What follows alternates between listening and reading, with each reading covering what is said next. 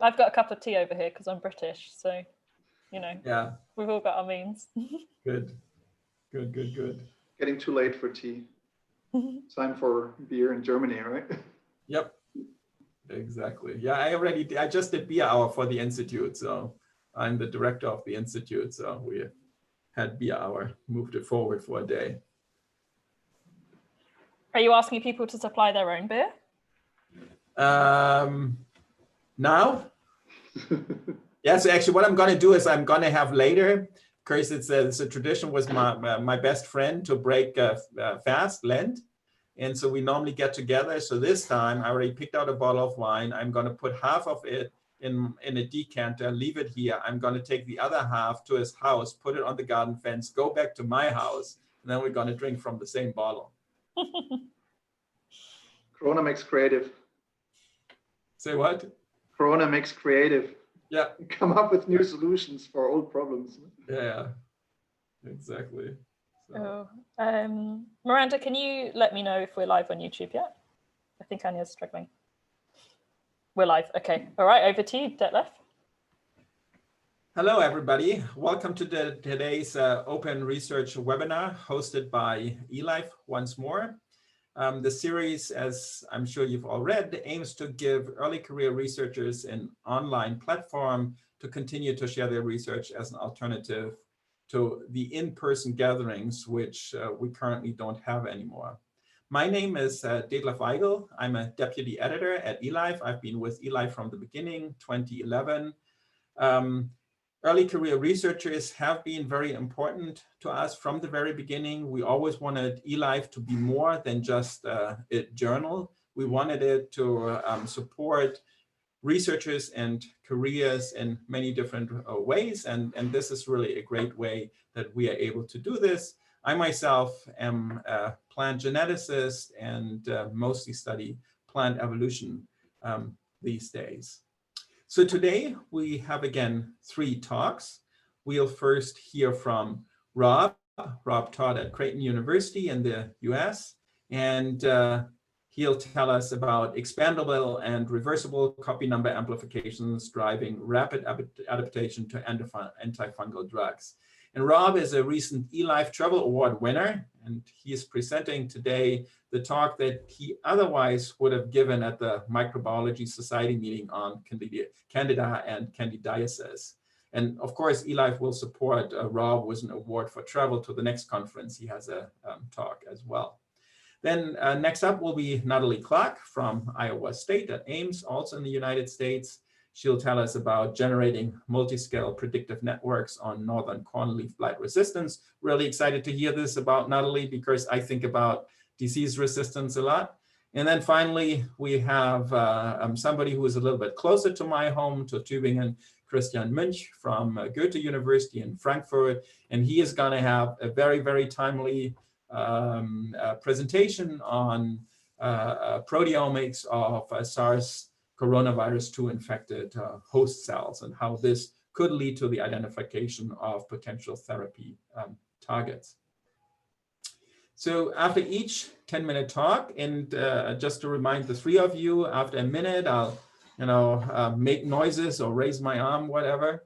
After each 10-minute talk, we'll have 5 minutes for questions for the speaker before we move on to the next talk. And to ask a question, you can type it into the chat box and Zoom or directly into the Google document, which is linked there, exactly.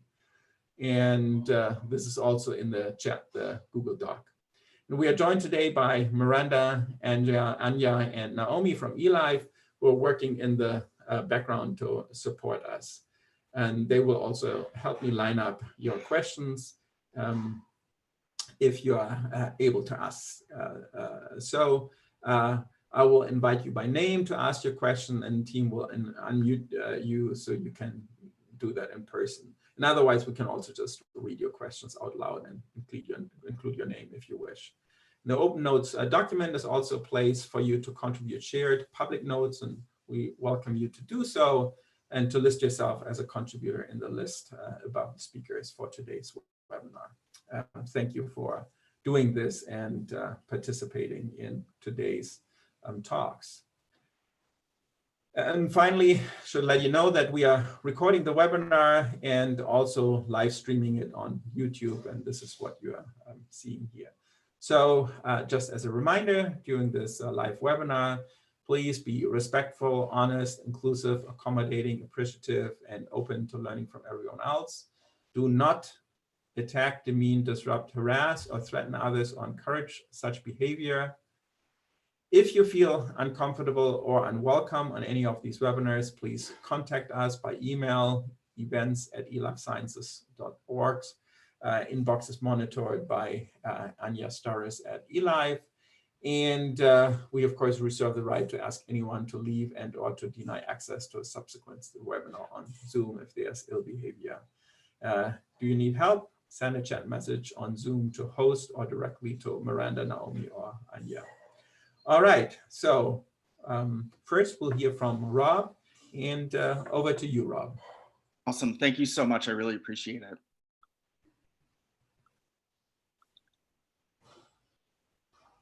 All right, can you see my screen and hear me? Perfect.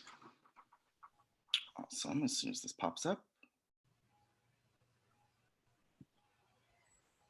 Great. Well, thank you all for being here today, and thank you to the organizers for putting this on. As you have said, my name is Rob Todd. I am from the Cell-Mechy Lab at the University of Minnesota, and I'm a PhD student. And right as I begin, I want to begin by saying that genome plasticity is incredibly common within eukaryotic organisms. This can manifest as either shifts in ploidy, increases or decreases in the genome copy number, or an aneuploidy, an abnormal chromosome number. For example, here I'm showing you on the left a euploid human karyotype in healthy non-cancerous cells, where each autosome is present in 2 copies per genome.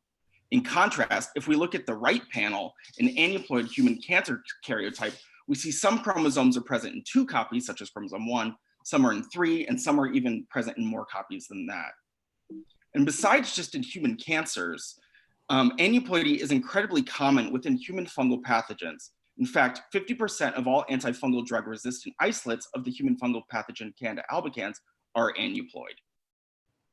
And so Candida albicans is mostly a commensal organism. It's found within the GI tract, it's found within mucosal membranes of healthy individuals, shown here as the red sectors of the pie chart. However, in immunocompromised individuals, Candida albicans can become pathogenic and lead to severe systemic infections. This led the CDC in this past year to release a report that said that drug-resistant Candida species are a prime concern and are a serious threat to public health. Now, before the dawn of the genomics age, it was already well appreciated that the genome of this organism is quite plastic. Unlike the karyotype that I showed you with the cancer cells previously, in C. albicans, we use pulse field gel electrophoresis to identify karyotype differences. So here on the left, I'm showing you 7 different clinical isolates. Again, same species, just different clinical isolates. I'm showing you the karyotypes of their large chromosomes, chromosome 1 through 4 and R, as well as the smaller chromosomes 5, 6, and 7. And what I hope you can appreciate from this is that there's a large amount of diversity between clinical isolates of the same species. Besides just differences in chromosome sizes, loss of heterozygosity is also common within this organism, especially during passage through a host and when treated with antifungal drugs. This loss of heterozygosity can be due to non-disjunction events, which homozygose an entire chromosome, or short-range or long-range LOH events that occur via recombination. So one of the driving questions that I've had during my PhD is, how does genome plasticity impact pathogenesis and the acquisition of drug resistance? And so besides just chromosome size differences and the acquisition of LOH, I'm keenly interested in how copy number variations, or CNVs, arise within a population. To study this, I use whole genome sequencing technology. And to visualize that technology, here I'm showing you the 8 chromosomes in the C. albicans genome, chromosomes 1 through 7 in chromosome R.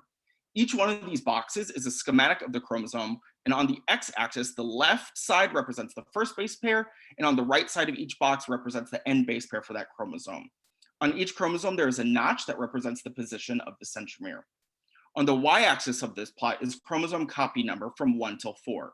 You'll notice that there's a black bar that runs along each one of these chromosomes at copy number 2, indicating that each of these chromosomes is present within 2 copies in the sequence genome. This is our lab wild type strain. However, when we grow this strain in the presence of antifungal drug, we often observe a wide array of aneuploidies and CNVs, including trisomies of entire chromosomes, such as the trisomy of chromosome 3 in the second isolate, as well as CNVs that amplify the left arm of chromosome 5, and a recently identified CNV that amplifies the right arm of chromosome 4. These are incredibly common CNVs during antifungal drug treatment with the azole family of antifungal drugs. Importantly, these CNVs all share a common breakpoint, and that is the centromere. The centromere of C. albicans is inherited epigenetically through a SEMP-A binding core, shown here as the gray shaded boxes down below. And they are flanked by long inverted repeat sequences shown as red arrows. Importantly, only chromosome 4 and chromosome 5 have centromeres that are flanked directly by these long inverted repeat sequences. This led us to ask the question, are other long repeat sequences associated with genomic changes within this organism? And to address this question, we used the bioinformatic Mummer suite to identify all long-range sequences, repeat sequences within the C. albicans genome. Through this analysis, we identified nearly 2,000 long repeat sequences that ranged in size from 65 bases all the way up to 6.5 kbs in length. They also shared similarities between the repeat matches between 80% and 100% identical. These repeats were found either on the same chromosome or intra-chromosomal repeats, or on different chromosomes. For instance, chromosome 1 and chromosome 3, that would be an interchromosomal repeat. Here on the left, I'm showing you a diagram of the 8 C. albicans chromosomes, and I'm color-coded the repeats so that they all match their sequence identity. So for instance, there are 3 light blue or robin's egg blue lines present on chromosome 2. This represents a very similar sequence being present not on 1, but in 3 copies on that chromosome. Importantly, in a study and a survey of human clinical isolates, isolates that were pulled from a mouse model and through in vitro evolution experiments during exposure to antifungal drug, we identified multiple copy number variations. Every one of these copy number variations had a copy number breakpoint associated with one of these long repeat sequences. In previously published data sets, we identified that over 50% of the long-range LOH events also coincided with these long repeat sequences, and bioinformatically determined sequence inversions also occurred at these long repeat sequences, indicating that these sequences really drive genome plasticity within this human fungal pathogen. And so, I also was really interested in developing a program to understand how these CNVs arise within a population. To do this, I use in vitro evolution, where we expose progenitor isolates, shown here as both progenitor A and progenitor B, that are susceptible to antifungal drug to antifungal drug for 100 generations.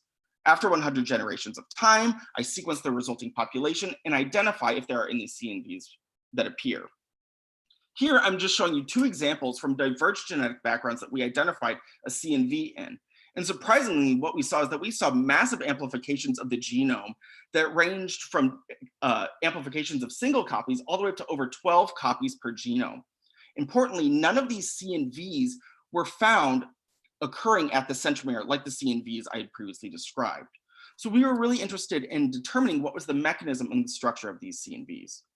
So to do that, we use a combination of read depth technology as well as allele analysis to determine where the copy number breakpoints occurred. Here I'm showing a read depth chart where the x-axis represents the chromosome position of chromosome 4 in this case, and the y-axis is the relative read depth. On the left side, if we zoom in on that copy number breakpoint, we see not 1, but 2 copy number breakpoints leading to a stair-step amplification to the maximum CNV height. Importantly, each one of these breakpoints was associated with one of the long repeat sequences known as repeat 148. When we zoom into the right side of the CNV, we again see a stair-step amplification, except this time the copy number breakpoints occur at a separate, distinct inverted repeat, indicating that these CNVs occur between 2 distinct inverted repeat sequences. We next wanted to address if these CNVs were beneficial in the presence of antifungal drug.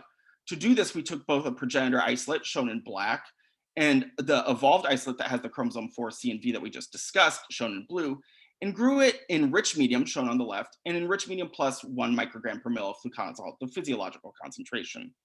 And what we identified was that there was no significant difference in either the max slope or OD when these 2 strains were grown in rich medium, However, when grown in the presence of fluconazole, the strain that contained the CNV had a fitness benefit. And importantly, what we noticed is that all CNV isolates have an increased fitness in the presence of antifungal drug. So with this in mind, we began to ask the question of why are these beneficial? And so in this slide, I'm showing you one representative image of a CNV that we identified on the right arm of chromosome 3. Again, chromosome position by read depth. In this CNV, again, flanked by two distinct inverted repeats forming a stair-step amplification, we see an amplification of the gene MRR1 by over 12 copies per genome. MRR1 is the transcriptional regulator of the multi-drug efflux pump MDR1, which has been associated with antifungal drug resistance. Importantly, this was not the only strain that we saw this type of amplification in. When we sequenced other samples from diverse genetic backgrounds, we did not identify just an extra, but two additional strains that also amplified MRR1 using the exact same long repeat sequences, but amplified it to varying degrees, from 4 copies per genome all the way up to 12 copies per genome, indicating that this is a conserved mechanism for amplifying important drug resistance genes. And so in summary, we've identified novel CNVs within the Candida albicans genomes that are flanked by two distinct long inverted repeat sequences. These CNVs are adaptive and amplify important genes involved in antifungal drug resistance. Now, I don't have time to go through it today, but we have discovered a mechanism for how these CNVs are formed, and we believe that they are generated via dicentric chromosome intermediate and the breakage fusion bridge cycle. So with that, I would like to again to thank the organizers and as well as my lab members, Dr. Anna Selmecki, my mentor and advisor, as well as the members of the Selmecki lab who've made this such an amazing 4 years for me to do my work in. So thank you all. I'll be happy to take any questions. Awesome, Rob. Thank you very much. Thank you. Very nice. And also thank you for being so precisely on time. So the first question we have is from Ashley Hall. So Ashley, please unmute yourself and ask your question. Hi, so I actually don't have the text that I wrote right in front of me, but my question was, where are these new aneuploidies mapping to? Are they mapping right next to the native location of the sequence that's being duplicated or triplicated or however amplified, or do you not know where they're mapping? Yeah, that's a great question, something that we've been working on figuring out. So what we have done is, obviously the CNVs that I showed you, that's just mapping back to the reference genome. So we needed to figure out whether this was an inline amplification. I'm not sure if you work in yeast, but extra chromosomal circles are also really commonly found in yeast. So what we have done is we've developed a bunch of assays that use restriction digest and use that pulse field technology. And what we're seeing is that we are amplifying larger and larger fragments of the genome, which indicate that it's actually amplifying on a single molecule. So the chromosome itself is expanding in almost like an accordion-like array. And how we verified that was the data that I showed you was all conducted using Illumina next-gen sequencing. We've also done long read sequencing with the Oxford Nanopore MinION, and we've identified single long reads that actually enter in one part of the genome and recombine between those two long repeats, creating a foldback mechanism that allows for the formation of a dicentric. So what we believe we're seeing is a very large tandem accordion-like inverted repeat structure.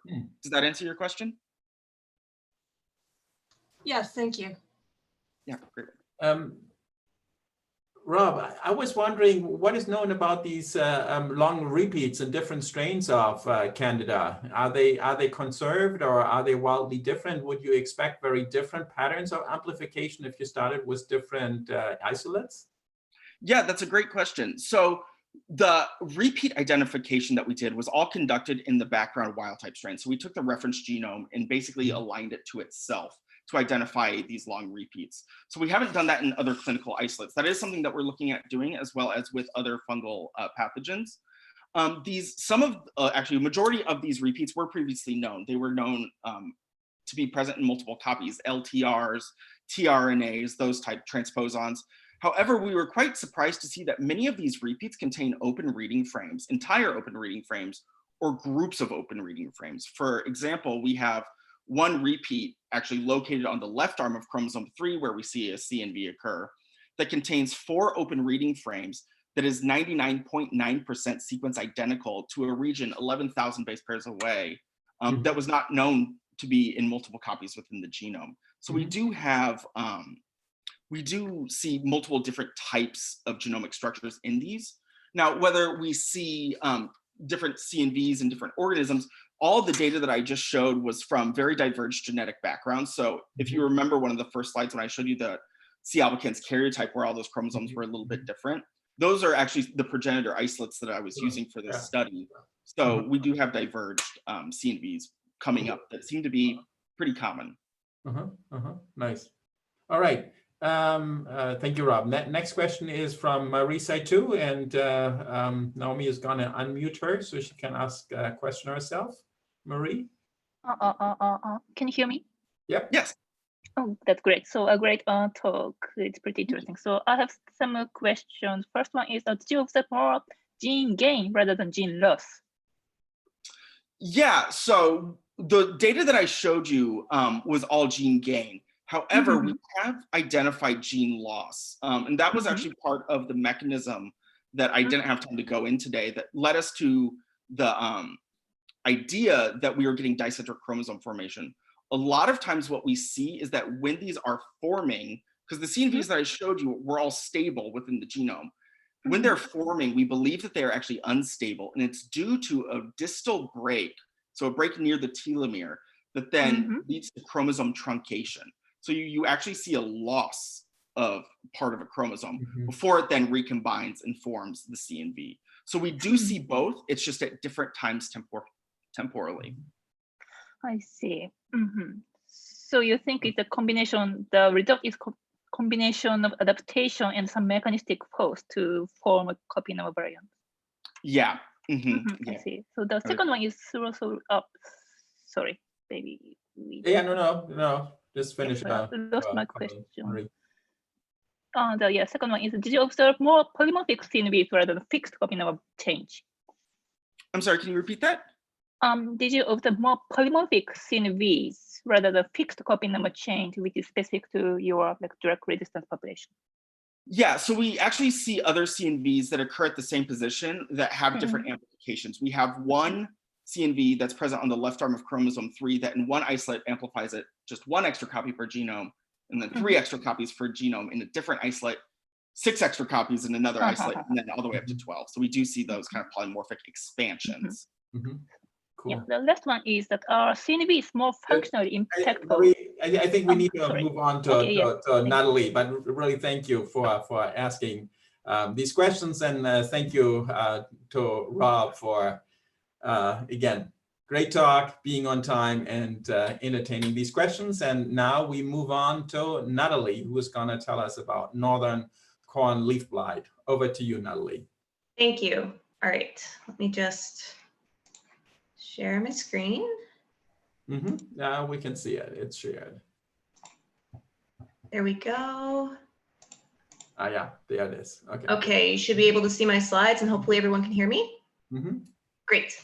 So I want to thank the eLife committee again for giving us all the opportunity to present our talks in this very interesting time. Really generous of them to offer this to us. So I'm Natalie Clark. I've been a postdoc in Dr. Justin Wally's lab at Iowa State University for a little bit over a year now. And I'm really excited to share with you my work today using a systems biology approach to investigate the genes that mediate Northern Corn Leaf Blight, or NLB, resistance in maize. So NLB is a major disease in corn, leading up to a loss of around $7 billion per year in North America. It's caused by a necrotrophic fungal pathogen. And here on the right, I'm showing you leaves of corn that have been infected with NLB. And this kind of necrosis tends to happen within a week of infection. So the progression is very fast. So given the debilitation of this disease on corn, we're really interested in uncovering novel genes that are involved in NLB resistance so that we can increase corn resistance to this disease and improve food and crop growth. So in order to do this, we're using 2 complementary approaches. The first is a quantitative genetics approach in collaboration with Nick Lauder at Iowa State University, his former PhD student Mercy, and his technician Miriam. So Nick has a collection of 134 intermated B73 Mo17 recombinant inbred double haploid lines. I am not a quantitative geneticist. So when I joined this lab, I was like, what are these? So here is just a simple schematic of what these lines actually are and why they're so useful. So these lines were generated by breeding the B73 and MO17 parents. They were crossed to form an F1 generation. Then these F1s were randomly intermated 10 times to form a genetically diverse population. Now, you'll notice that while these lines are genetically diverse, they're not homozygous. And if you use traditional breeding, getting homozygosity can take a really long time. So what I think is really clever that they did is they actually used double haploiding so they could get homozygous individuals way faster. So this is a genetically diverse panel of corn that we can then use to investigate how genetic diversity impacts NLB. The first way we can do this kind of obviously is looking at disease phenotypes. So here are data showing the genetic diversity of these 134 lines using disease severity measurements that were taken every week for 6 weeks. And you can see we have a lot of variation. We have some lines that are very resistant to NLB and some lines that are very susceptible to NLB. So if we perform quantitative trait loci or QTL mapping on this population, we should see some genetic intervals that could be conferring resistance or susceptibility to NLB. In addition to this, we were also interested in looking at the molecular QTL. So by molecular, I mean things like the transcriptome, proteome, phosphoproteome, as I'll talk about. And the concept of this is very similar to disease QTL. So we have genotype information, so we can tell which part of the genome comes from B73 or MO17 in each of these lines. And then we can try to correlate that with a change in this molecular level like transcript or protein. So in Justin's lab, we have really been working to introduce this integrative omics approach when looking at molecular data. So a lot of people have probably done some sort of transcript analysis like RNA-seq to look at transcript levels or ChIP-seq to look at binding. But if we all remember our central dogma of biology, it's important that this transcript eventually is going to get translated into protein. And that protein can then be post-translationally modified through mechanisms such as phosphorylation. And it's been shown that in maize, if you look at the transcript and the protein levels for the same genes, they're only modestly correlated. So if we were to only look at the transcript level, we would not get a complete picture of all the molecular changes that are happening in response to NLB.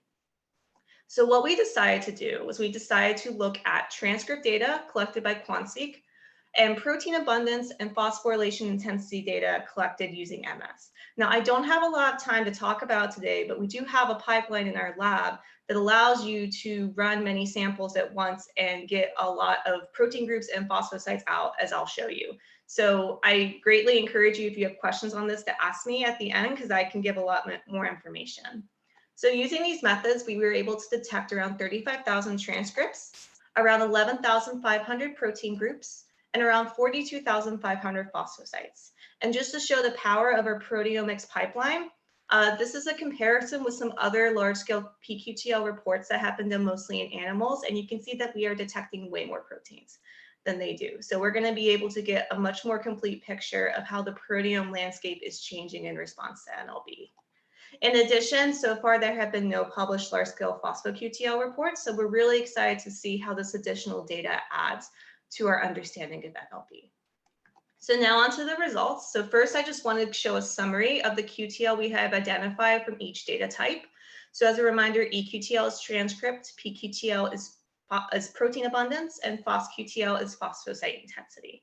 So you can see here that we have a moderate overlap in QTL, mostly between the transcript of the protein. So around a quarter of the protein QTL overlap with the transcript QTL. And based on some other studies, this is a pretty good ballpark for overlap. So that gives us confidence that our analysis was done pretty well. I then further split these up by cis and trans QTL. So cis QTL are QTL that act locally in the range of the gene of interest, whereas trans QTL act distally. And again, just as we would expect, you can see that most of our overlap is happening in cis QTL. So based on what we know about cis and trans regulation, this is a result that also makes sense. So these are just good quality checks to give us confidence that our QTL analysis was good. The next thing I did was I decided to overlap our molecular QTL with disease QTL. So in addition to the QTL I identified through my analysis, I also incorporated 2 other sources of NLB QTL. And you can see that around almost 50% of our molecular QTL overlap with at least one disease QTL. So this gives us confidence that the molecular changes we are seeing at the transcript protein and phosphoprotein level are regulating NLB resistance. So finally, I'm going to kind of give you an idea of where the systems biology approach comes in, right? Because up till this point, it's been very straight systems genetics. So as a systems biologist, my main expertise is network inference. So I like to build these networks and try to predict what genes might be important for a function. And here I'm going to give an example on how I've done that with respect to a gene called benzoxaxanoid biosynthesis 9, which I'm just going to call BX9 because that's a mouthful. So BXs are metabolites that are involved in insect and microbial defense. With respect to NLB, HTN1, which is known to confer NLB resistance, it's been shown that their mutants have lower expressions of BXs. Additionally, knockdowns and knockouts of multiple members of the BX family have increased resistance to NLB. So we thought this would be a good candidate just to initially see how this network inference approach could help us identify novel genes. So first, I'm going to show you the QTL that we found for BX9. So first, I'm showing a zoom in of the transcript QTL. So you can see we found 2 QTL for BX9 on chromosome 1. One is cis and one is trans.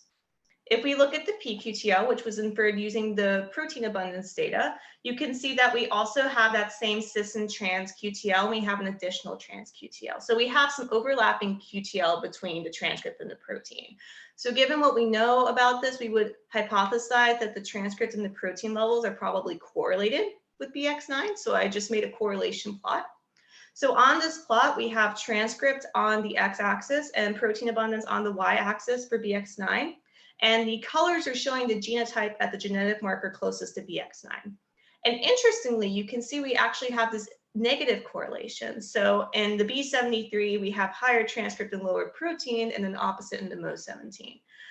So I haven't investigated this yet, but I think it's a very interesting result because normally we would expect these things to be positively correlated. So these are the kind of conclusions we can make just looking at the QTL data. So next I wanted to try and predict, since BX9 has an eQTL, maybe there are some transcription factors upstream of BX9 that might be regulating its expression levels. So to do this, I constructed a pipeline called SCION, which stands for Spatiotemporal Clustering and Inference of Omics Networks. It is on GitHub if you would like to check it out. It's an R-based pipeline. And how this pipeline works is we basically treat our QTLs as clusters. We infer a network for each QTL, and then we just put them all together. So that's one novel aspect of SCION. The other novel aspect of SCION is that we can actually integrate different types of data.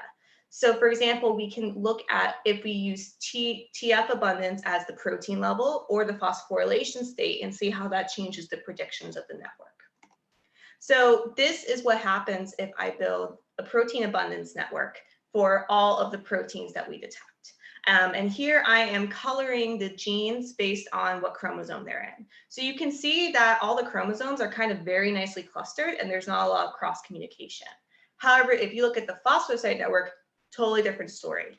You can see a lot more cross communication between these genes. So we think that perhaps at the abundance level, we're seeing more cis regulation, whereas at the phosphocyte level, we might be seeing more of that trans regulation.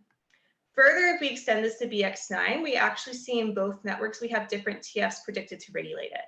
So in the abundance network, we have this MIV family transcription factor, whereas in the phosphorylation network, we have this homeobox and this BHLice transcription factor. And interestingly, these two transcription factors in the phosphorylation network, we did detect them at the abundance level. So it seems that their phosphorylation might be required in order to regulate downstream genes like BX9. So this is where we're going in the future with our project. So I hope I've been able to show you how we can use this kind of systems biology, quantitative genetics, integrative omics approach to address a question like NLB resistance. And right now I'm working on selecting transcription factors as well as kinases that may mediate NLB resistance and biologically validating that. And with that, I would just like to thank the Wally Lab, our collaborators, Nick Lauder and Sean Christensen, who I was not able to mention, but we are working on metabolome QTL data with him. And again, eLife for giving me the opportunity to present my talk. And with that, I'm happy to take any questions.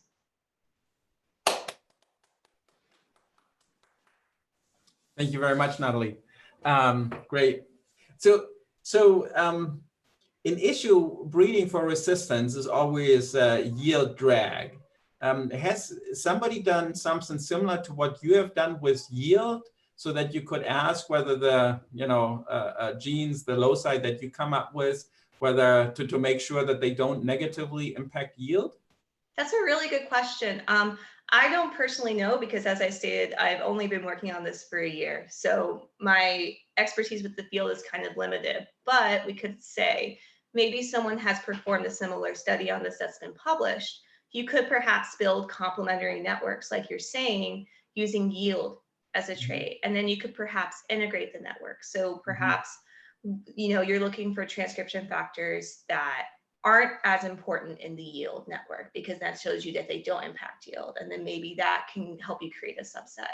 So that's one nice thing about this approach is that if you have other data sets of interest, you can integrate them and you can make more informed conclusions that way. Absolutely. Cool, great. Okay, so we have Frank Menke. Hi, Frank. Hi, Detlef, and hi, Natalie. Very interesting, very nice talk. I really enjoyed it. I have a question. So I'm assuming you use label-free quantitation to quantify both protein and phosphopeptide levels, correct? No, we are actually using TMT labeling, and we're using an 11-plex system. I see. So that was the other alternative I considered. But so do you have any idea of what kind of dynamic range do you get? And are you able to detect proteins consistently at the lower end of the dynamic range? Yes, so before we did the QTL analysis, what I actually did was so we had 14 different TMT 11-plex runs. So each run contained 10 of the lines and a pooled reference. And what I did before doing the mapping was I only took the proteins that were detected in 50% of the runs.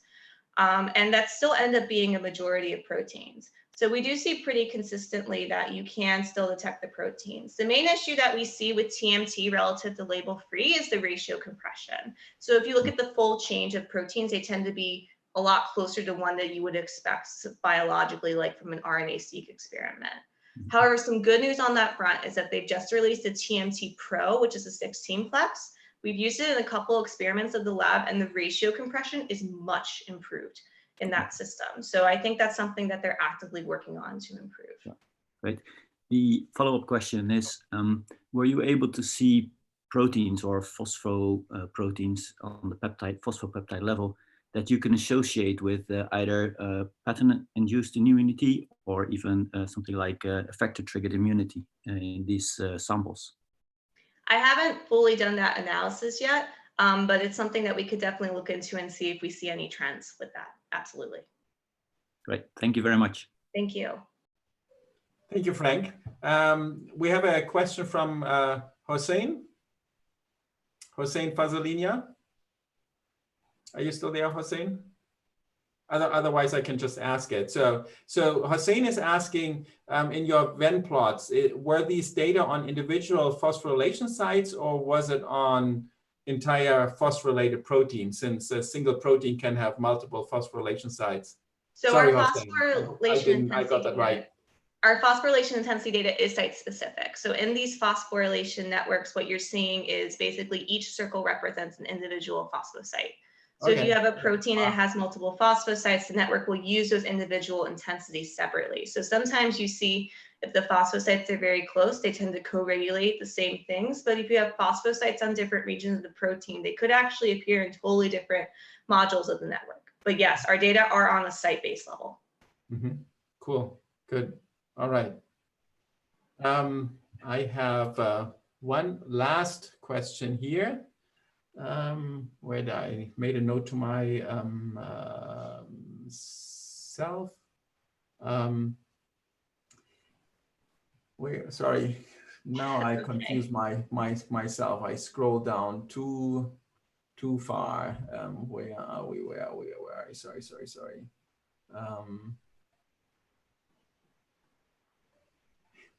So it seems that you have a lot more power to detect protein groups than what people have been able to do before. What's your secret sauce, Natalie? So what I'll do is in the Google Note doc, I'll actually post the paper. So this main method of doing this TMT 11-plex and getting all these protein groups is really spearheaded by Song, who is the other postdoc in Justin's lab. He's done a lot of work optimizing our mass spec system and optimizing the sample prep so that we can get that large amount of protein groups. And he has published a very nice methods paper with really great step-by-step instructions so that if you want to try similar processes in your lab, you can. So what I will do is I will post that paper to the Google Doc so that other people can find that protocol. But that is why. It is all the magic of song, as Justin would say.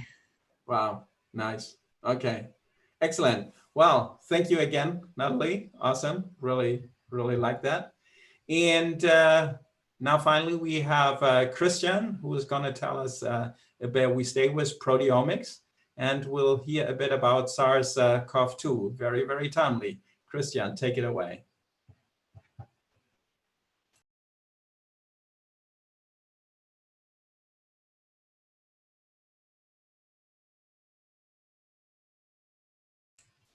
Naomi or somebody, can you just unmute Christian? All right, thank you. So thank you very much to eLife for organizing this, and thank you all for joining me here today. And yes, I will give you a bit of our new insight into COVID-19 or SARS-CoV-2. And really for me, where this is all starting and coming from is that we're interested in cells and stress responses in cells. And this can really be in different areas, whether it's stresses in cellular compartments, in the cytosol. We also care a lot about protein aggregation in the context of neurodegenerative diseases, but stress can also happen from externally.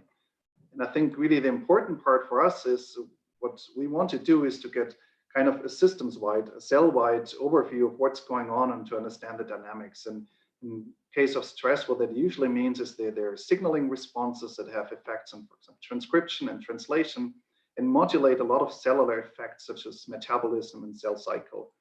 And of course, one of the things that can cause stress from externally is an infection, can be a pathogen just like viruses. And we had several projects going on this, and with really a main focus on looking at translation. That has been our main interest recently. And while we've been working on this, this year happened. So on February 1st, there was an evacuation flight from Wuhan to Frankfurt. This is where I'm located. And out of those 150 roughly people who got evacuated, 2 turned out to have SARS-CoV-2. And I think it was interesting from a science side from us till then, but it has also meant that in 2 months now we haven't really slept because we tried to kind of transfer our systems to that and see what's going on. I just need to take a very short detour. One of these methods that we have recently established that we're working on. And this is something we call MEPROT. And the idea there really is, and this is all spearheaded by a really brilliant PhD student in my lab, Kevin Clun. And there we wanted to use proteomics to look at translation. And essentially we used very traditional approaches using pulsed Zilec to label newly synthesized proteins. And you can then look at their incorporation over time. The problem is there, if you want to look at dynamic effects, it has to be a short labeling that you really know what's acutely happening. And if you do this kind of labeling for, let's say, 2 hours, it's only a very small fraction of your proteins that will be labeled, and they will be lost in the soup of all the old proteins. So this is kind of shown here. This would be your signal for this newly synthesized proteins, and very often that ends up being below some detection limit. And this technology, what it really was, is we call it multiplexed enhanced protein dynamics proteomics, where we add a booster signal that essentially boosts the signal up to an area where we can determine it. Just as in the previous talk, this is largely based on adding a TMT to that. So it's multiplexed, which means that in this one sample now we can quantify from 9 individual samples what their translation rates relatively were at that time. And that works pretty well in cells. Here's an example from HeLa cells. From as little as 15 minutes labeling, we get a very robust and accurate quantification, and it's linear depending on how long you label for. And the great advantages of proteomics, there really are, it's relatively cheap and the throughput can be high. So we can do experiments like this, where we look at 27 individual samples, look at translation rates for more than 5,000 proteins here to analyze that. So we took this technology and brought it now to SARS-CoV-2. And this has really been a fantastic collaboration. See with these guys here, it's a Sinadl's lab at the virology department here in Frankfurt at the University Clinics, Denisa in his lab, and also Benjamin Koch. And really what happened in February 1st, they got the virus. And I think we were very lucky in that Jindrich had already been working on SARS 15 years ago. And he was one of the first to manage to set up cell system for the infection, yeah? So that you can add virus to cells, look at what happens in the host cell, and amplify the virus to keep on doing experiments. And he transferred that to the SARS coronavirus 2 now, where he managed to have, as you can see here, an infection system where mock infected cells would look like this. And upon infection, 24 hours later, you have a huge amount of cell death and release of the virus. So this is a functional infection system. What we use for that is CACO2 cells. So these are epithelial colon carcinoma cells, which we tried a lot of different cell lines. It's not that easy with viruses because cells really need to be permissive. I think there we were lucky because these CACO2 cells really worked very well for SARS back then already. And I think with that, we quickly got a very robust system to work with that now allowed us to look at the host cell responses. And more kind of quality control here, if you infect these cells with the virus, do washes and monitor the supernatant after 2, 6, 10, and 24 hours, you can see that we do get an accumulation of virus in the supernatant over time. So the system is working. And then we apply these technologies that I mentioned before, especially this proteomics, to infect cells. And then at 2, 6, 10, and 24 hours post-infection, we measure the translatome in the cells and the proteome to really get kind of a temporal resolved idea of what happens in the host cell after infection. Here's an overview of the proteomics we did, and then leading to the analysis. I just want to mention at this point, all this data is now available, this preprint, so you can go and check it out. I'm also put a section on my website where you can find more information. For example, there's a link to all the raw files which are deposited on Bright. So all the proteomics data is there. The labeling schemes, we also made an interactive tool where you can go on there, type in the name of the gene, protein you're interested in, and see whether we detect it and whether it changed. So with that, now we get to the data, and this is now the translation data. This is for these 5 viral proteins that we detected. And I think that was encouraging. Over time, we see that these viral proteins are being produced. I think one thing also to point out is that here, this is not an accumulation of the protein, it's really protein translation rate over time. So this still increasing means that the amount that's being produced at any given time is actually increasing over time. So there must be additional things going on in the cells that don't just produce at constant rate, but increase it. And then I think it got quite surprising for us when we looked at the global host cell translation over time. And this is shown here. It's just the averages, medians. And I think you might be able to appreciate it doesn't change that much. And this is not really what we were expecting. I mean, here after 10 hours, you have about 23% decrease. So now we're a little bit unfortunate in that from SARS and a lot of the other coronaviruses, we don't actually have good information what effect the real virus infection has on the cell. But from the data we had, that at least hinted in that direction that there should be a stronger effect on the host cell translation. And we were wondering where that comes from, what that means for the antiviral response and so on. But I think once we went to look at the host cell proteins and the rate at which they're being translated, we found what we thought probably some of the answers that you can see over here. This is the GO terms of proteins that were enriched there. And there were a lot of things in there from ribosome translation, elongation, translation initiation that really kind of hint towards that this after viral infection, there's actually more of the translation machinery produced to overall keep up with the translation. So with that, we were wondering whether this is something that is important for those cells, whether if we target translation and also this increase in the translation machinery, whether with that we could prevent viral replication in the cells. And that didn't come out of the blue. So there had been data in the past for other coronaviruses for different drugs that inhibit translation, that they have beneficial effects towards inhibiting the replication. And up here is our data for 2 compounds, cyclohexamide and emetine. You may know it, it's very commonly used to block translation. In case of emetine, specifically also on the cytosol. And what we show here is inhibition of viral replication. So we monitor to what extent we still have this viral replication. Here is a dose response. And as you can see here, that's with quite decent IC50s. Yeah, they're both below micromolar. We get an inhibition of viral replication in the cell. That I thought was very nice. We had some tools in our hands, and then moved on to our other data that we had here, more specifically changes in protein abundance after an infection. And that's here on the right. You can see again, this mainly in later time points that things start changing, especially after 24 hours. with one big cluster of things going down. There were a lot of things in cholesterol biosynthesis and so on in there. For us, it was not as interesting as cluster 2. And I will point out 2 specific things there. And here again is an enrichment of what we found. And for me, it's 2 things sticking out, changes in the spliceosome, but also changes in carbon metabolism, glycolysis, TCA cycle, and so on. And I will start on the spliceosome aspect of that, because just it was really new. There hadn't been many links between viral infection and spliceosome. And I think it's still a little bit of a kind of undiscovered part of what happens after infection. However, there is actually data in there. And we particularly found quite a bit of data from looking at interactions of overexpressed viral proteins in the cells, what they actually interact with in the cell. And there were a lot of interactions with spliceosome components, pointing towards a possible function of these viral proteins in modulating the activity of the spliceosome in the cell. So we went back to our viral replication assays and used an inhibitor for the spliceosome platanolite B, which is an inhibitor of the protein SF3B1. And here you can see that really very low nanomolar concentrations, we prevent viral replications in those cells. And then I mentioned carbon metabolism before. Here it's a focus on glycolysis.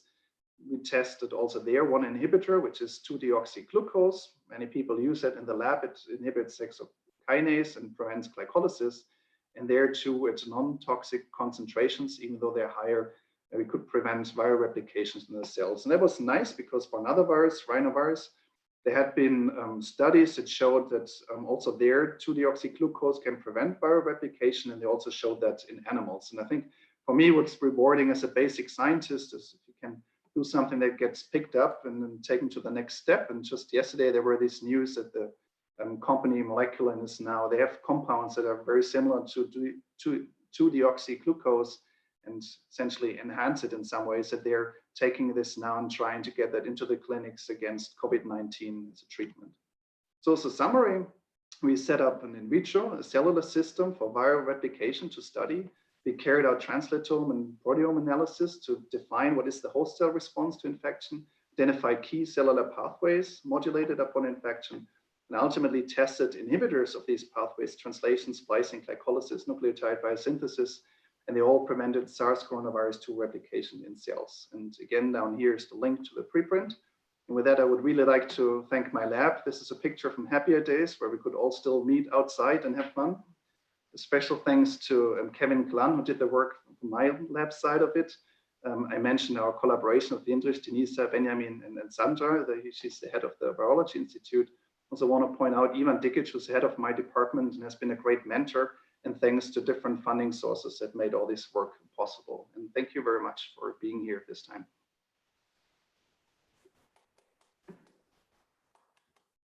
Great, thank you. Thank you, Christian. I'd like to take the privilege to ask the first question.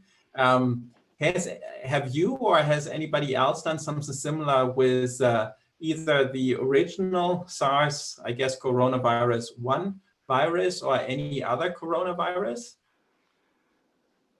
I mean, in a similar system, no. I think mainly what has been done, and that's what we know for SARS, is that people have overexpressed this viral effector proteins inside the cell and then monitored with 35S-methionine incorporation what happens to global translation. And they saw really severe reductions, close to 100% in some cases. The question is how well that refers to what happens with a real viral infection. And then the simple answer is we don't know yet.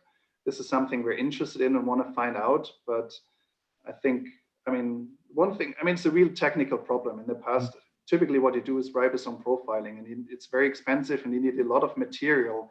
And that's not something you want to do with the kinetics, and you would require huge amounts of virus. Of course, this is all done in a BSL-3 lab. It's not so straightforward. So now we have a way with proteomics to do that.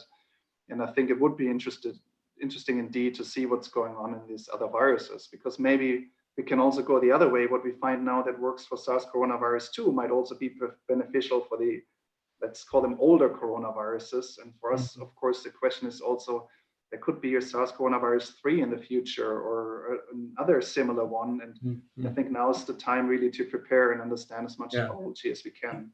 So is it known which are actually so A, what are the target cells in the patients? And then what is actually the best in vitro system to mimic those most important cells? Yeah. I mean, best known, that's whatever we discuss, is of course the lung, and I think that's mainly because the patients needs to go to the ICU and get air from there. But it's really not just that. There's a lot of reports. There's a lot of people who have inflammation in the heart, for example. There's a lot of reports in kidney failures. There's a lot going on in the colon. So I think that's where we're actually not off. Yeah. But I think that's something that needs to be studied in more detail. I mean, for us, of course, we're trying to also get to other cell lines. It's not that easy. Okay, cool. Burak Tepe. All right, hi Burak. Hi. So my question is like more generally about the pathways that you guys are targeting. It seems to be very broad, like pathways that are like important for cellular processes. Of course, it's gonna inhibit viral replication. My question is like, is it safe to the host cell that you inhibit these processes, or like, is there anything specific to SARS-CoV-2 virus? Yeah, I mean, this is always a little bit the question of the context of your cells. Like all the IC50s I showed, they're non-toxic for those cells. Of course, the question is how it is in other cells in the body. Most of these things are not in the clinic. Some have been tested, and I think this is something we need to extend on. But nevertheless, viruses are different. And even though these are broad and broadly go on cellular pathways, they don't prevent replication of all the viruses that are out there. It's not as simple as that. But I think, nevertheless, you're right on one of the important questions here. Thank you. Great, thank you. Frank Menke. Hi, Michael. Great talk, very timely research, amazing work. I was wondering if you infect cells in the presence of the inhibitors that you identify that result in lower infection rates, do you then see a change in transcription of those genes that normally go up with the infection? And are there other genes that are coming up, or haven't you been able to try that yet? The sad truth is we haven't done it yet. I mean, that's something we want to do, but I mean, okay, we're 2 months in now, but it's really still all very much hot off kind of get started on. I think it's important, and I think we need to see what's going on there. I still think we also need more specific inhibitors here or there, right, to see whether there is something that we can transfer more easily from the clinics. But I think there's a lot of more tests necessary, and especially with this 2-deoxyglucose, for example, now, I think it would be important to understand what's going on there and then how good our clinical angle here really is. Great. And another question is, so you're one of the first to look at the proteomic level at SARS, this virus, sorry. Have you tried to look at patient material and see if you can detect the virus, and to what level you're able to detect it as compared to all the other proteins, the human proteins that are there? So we haven't done it yet. There was very recently a preprint that came out taking from the blood purifying cells from patients that had been infected. And of course, in many ways, it's easier to have a cell system as we do to get a more broad overview. They found a couple of things also towards interferon response and so on. What was striking is that splicing in the spliceosome was also one of their top hits. Actually, in their GO, it was the #1 thing that was written down. So I think that kind of nicely confirms each other. But I mean, there's still a lot more biology we need to understand about the infection processes and the host cell response to that. All right, what I actually meant, maybe I didn't phrase the question properly, but would you be able to adjust the settings, the proteomics methodology to actually detect the virus in human samples? I think it would be possible. It's the question what's the percentage of whatever material you get that is actually infected, but we don't see all the viral proteins. It's close to 30. But we see a good number. And I think now with our data and also some other people's data, we know now which peptides we can detect particularly well. So I think there would be this option also to go by targeted approaches to specifically look for specific viral peptides. But we don't have the samples for that at the moment to try it out. Sorry, would you be able to share those peptides? We're looking into actually assisting using proteomics, and we're doing a lot of targeted proteomics, so that would be great. I mean, as I said, really, that was important to us. all the data in this paper is available. If you go on my website, there are all the raw files. There's other preprints that came out already with people who reanalyzed the data. It's there. We can also more specifically look out which proteins it was, but I think for your use, it's actually better if you want to set up targeted assays to go on the raw files, right, where you can see spectral behavior and MS2 and so on. It's all there, and if you have problems getting to it, just let us know.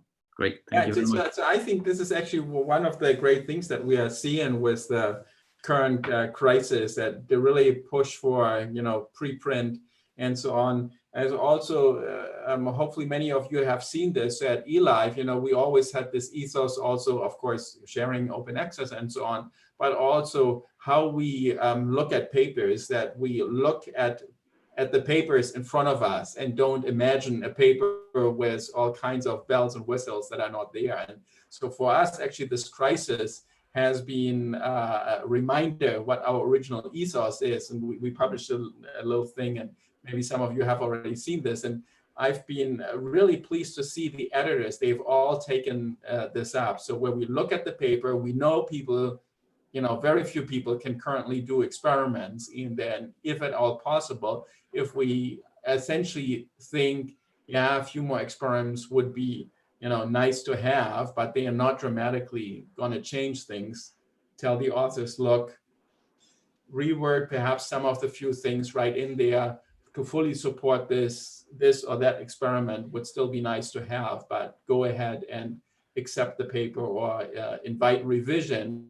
We are only, where no new experiments are done. So that's hopefully another thing that's gonna stay with us after this crisis. So thanks to all three of you. Thanks, Rob. Thanks, Natalie. Thanks, Christian. Really, enjoyed this tremendously. Thank you to the audience. Thank you to all of you who have asked questions. This series is going to continue next Tuesday on April 14th at 9 o'clock British Summer Time, starting with Ananthala Lakshmi from University of Bristol, who'll talk about the role of ROJ and fibronectin fibrogenesis during angiogenesis. Then Stefania Maccioni from Louvain, who will talk about categorical representation from sound and sight in the vertical occipito-temporal cortex of sighted and blind. And then Yuri, who from Chapman University, will talk about neuroscience of volition for decisions that matter. And this is going to be chaired by my colleague, Tim Behrens, also deputy editor from the University of Oxford. So for updates, follow us on Twitter at eLife Community, and you'll also see the website there. So just Google eLife webinar series. That's easy to do. And so, yeah, really, thank you again, all of you. Stay online to chat. I think this is going to be open for another 20 minutes or so we can chat directly with the speakers. So I already had a question to Rob because my question to him was a bit confusing. And if you'd like to stay, please do so. And everyone else, thanks for joining us. You're welcome to leave, and we'll be ending the live stream now. Thanks. All right, so I'll ask my question to Rob then. I can ask that actually to everybody. Detlef, I just want to say, if it's okay, but I'm actually going to continue the live stream on YouTube, because this is really interesting, I think, for the viewers over there. Is that okay? Cool, yeah, sure, totally. Everyone's nodding, thank you. So Rob, my question, I realized afterwards it didn't come quite correctly across. I was wondering, these repeats, how much do they vary between different isolates? So if basically, so what I'm thinking about, this idea, can you be prepared for the future? So if, this can turn out to be favorable in certain environment, then, maybe there's selection to having these repeats in specific places in the genome. So, and so I was, I jumped forward from the isolates to the in vitro selection experiment that you had done, and that's what I had in mind. Yeah, get out of my brain. So that's something that we're really keenly interested in is, so we're seeing these recurrent CNVs that are amplifying these genes that are important for antifungal drug resistance, antifungal drug tolerance. So one of my hypotheses is that because we're not actually selecting on the repeats themselves, we're selecting on the sequence between them, that if we were to say stress the cells for hypoxia, maybe we would amplify HIF or something like that if that located between repeats. So yeah, that's something that we're actively looking at, looking into, just because it does seem a way that this non-meiotic organism could rapidly allow for adaptation of its genome. So yeah, we do think that that is a very strong hypothesis that we have that we would like to test. Now, diversity between different isolates, the data that I showed you today was all from diverged genetic backgrounds. So isolates that were diverged by 3.3% of their genome. So nearly 100,000 bases different. So they do seem to be pretty well conserved throughout the Candida species. Cool. And Natalie, I also wanted to ask you another question. The chemical that you mentioned, the I don't remember. Benzoxanide. So is that only effective against Northern Corn Leaf Blight, or is that also effective against a bunch of other parasites and pathogens? I believe it's effective against other diseases too. I haven't looked super into it because I was mostly just seeing if it had been linked to NLB at all, but it is well known to have a role in immune response. So I would assume that it's also affecting other diseases. And that brings up another interesting point. If that you look at, for example, other studies that have done NLB QTL mapping and maybe some related diseases like Southern Leaf Blight or leaf rot, there tends actually to be a lot of overlapping QTL. So it's likely some of the genes that we find will be responsible for not only NLB resistance, but other disease resistance. Yeah, that's one of the big challenges breeding. How do you breed for as many resistance as possible, but you don't kill the yield of the plant? So, and that's one of the things that I, as an evolutionary biologist, think about a lot, because that applies to wild plants as well. How do they square the circle, be as resistant as possible without, giving up fitness in terms of making seeds? So Christian, coming back to this question that was asked earlier, so you said that you apply these drugs at a level that actually has no strong effects on the proliferation of the cells. So that's really quite remarkable. Yeah, I think it's essential. I mean, if you do these CPE assays where you look at cytopathic effect of the compounds, that you compare at the same time whether the drug itself is toxic to those cells. At the same time, though, very often the viral infection changes the cells to an extent that they might get sometimes less sensitive to the drug in terms of the cell itself, but it can prevent the virus. Yeah, very cool. So you weren't working on coronaviruses before, right? Did I get that right? Not on coronaviruses. So I think for us, I mean, the interest of my lab is those stress responses, and for years I've been doing a lot of proteomics, just generally speaking. And I think what I care about is these dynamic things, because particular, I mean, one of my main focuses is unfolded protein responses, right? And I think the one thing we have learned is that those happen and finish within less than 12 hours. So we really have to come up with more sensitive ways in the future to get this temporal profile sorted. And I think what we've learned now that we have these tools to look at translation, it actually opens the door for a lot of new things. And more specifically, of course, if you want to have a response on proteins, you need to look at proteins. But the time it takes and the amount of change to really be able to measure protein abundance differences, this is quite massive, and this doesn't have the time scale we need. But translation, this is super quick. It can change very, very acutely. And now we have these tools where in this short times we can label, we can now actually determine the cellular changes way before we can see them on a protein level, generally speaking. What is the amount of material you need for your methods? It depends. I mean, most of the experiments, I mean, it's a bit different in our cell. Yeah, and in my lab, if you just do our regular experiments, we're really not limited at all. We usually work with about 100,000 cells. Okay. Yeah, this is mammalian cells in the tissue culture, HeLa or HEK cells. It's still not that much, 100,000 cells. So we can work with a 12-well plate or a 6-well plate. And I think this is really what was also very important here, because it takes some time to get to a point to create enough virus. And especially also if you want to move into more primary cell system, they're usually very limited in the cell numbers you can get, right? So you have to bring it down.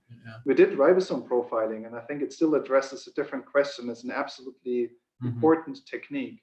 But in our hands, one of the main issues is we have to start with 15-centimeter dishes, and it's usually several ones of them to get enough material. And for us, as we don't do it that often, and we have to use kits, I mean, those 10 samples cost us 4,000 or 5,000 euros. And the proteomics, we're a tenth of that. So it's a young lab. That's really something to take into consideration, right? How does that? So Natalie, how much do you use for your proteomics? You mean from like how much material do you use? Normally we start with like 100 milligrams of tissue that's been enough, but again, that's been highly optimized. And for some organisms, that's looking at like Arabidopsis or corn.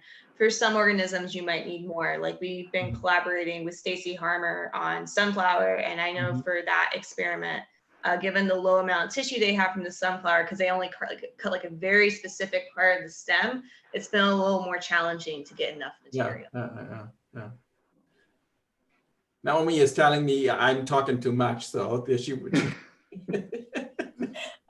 specific. I was wondering whether you had any Naomi, I'm used to that. Do you have any questions for each other? I thought all your talks were like fantastic, and I'm just curious if you're interested in what each other said. I mean, to some extent, Natalie, if I may ask, because I think QTL studies generally are very interesting, and there's much more differentiation than just cis and trans QTLs, right? And I think especially with the depth that you have, you can get a lot of kind of secondary and tertiary regulation probably out of your data. And I'm just wondering also with this really interesting tool that you showed us, to what extent you can also get to those effects and distinguish from your data.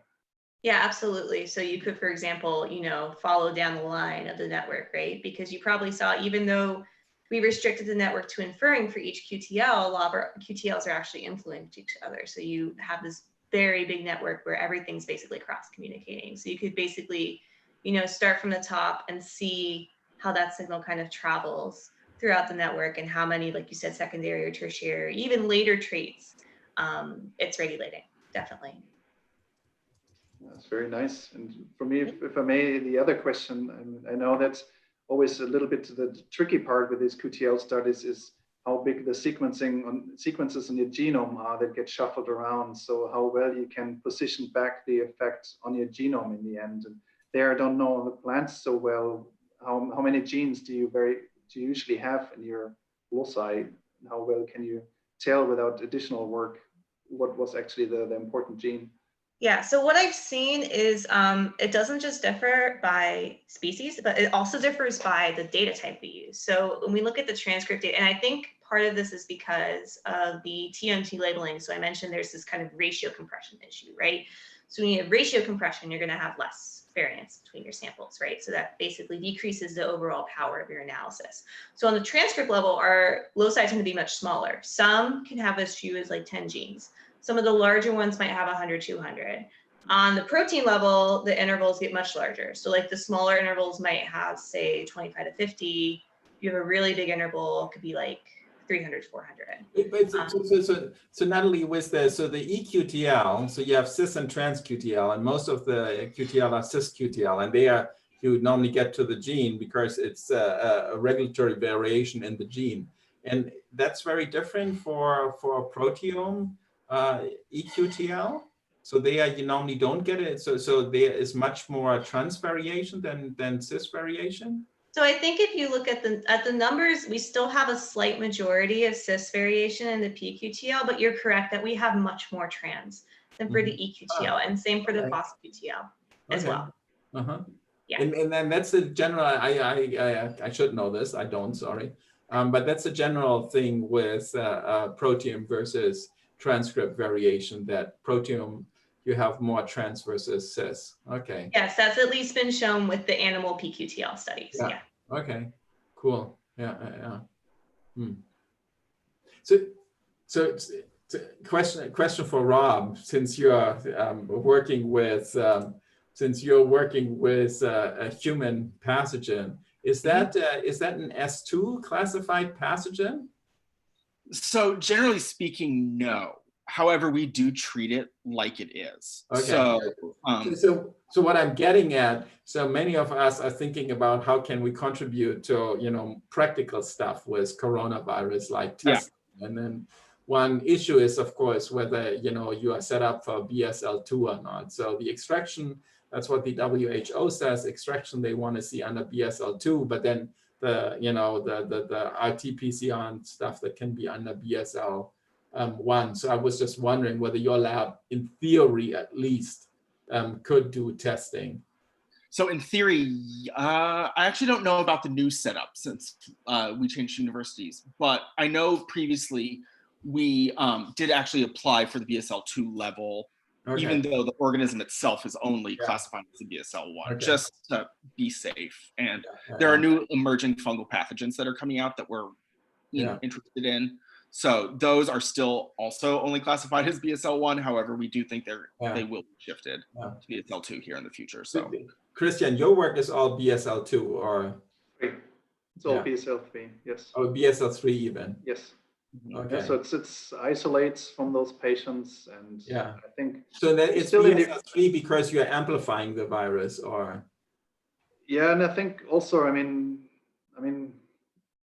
close to Frankfurt Airport, right? So the good and bad thing is we get things first, very usually, because things arrive via the airport. And I think to quite some extent, it wasn't also so clear what the regulations would be. And I think it was also just to be on the safe side, right? Because we didn't know how bad the virus would be. And luckily that is all the virology here in the Institute with Jindrich, Zinadl, and Sander Zizek, they have a BSL-3 lab. And that's where we do things. For us, in my lab, once we have a lysate, it's zero, right? It's good. And it's molecular biology, so cool. And the rest is tedious, right? If you work in a BSL-3 lab. Cool. Good. All right. Well, thank you very, very much again. I think all of us have earned now that weekend is almost there. So hopefully, except Christian. Christian said he's no weekends anymore. Okay, no weekends anymore, but the rest of us at least. So. Well, thank you very much. Again, the three of you. So, and thank you to the eLife team. They seem to be still online. Thank you, Naomi. And Miranda, Dania, thank you them as well. Thank you all for your talks. They were wonderful. I was listening intently. All right. Thanks, everyone. Miranda, Anya, Naomi, awesome. Thank you, Detlef. Great sharing. Yeah, it definitely was easier the second time around. I was not nearly as stressed. And I do know about this kind of stuff a little bit more than the systems neurobiology that I had to chair the last time. So you'll be excited to know we plan to continue and with some research themed ones. So get ready for the invite. All right. Thank you, everybody. Thank you. We'll stop now.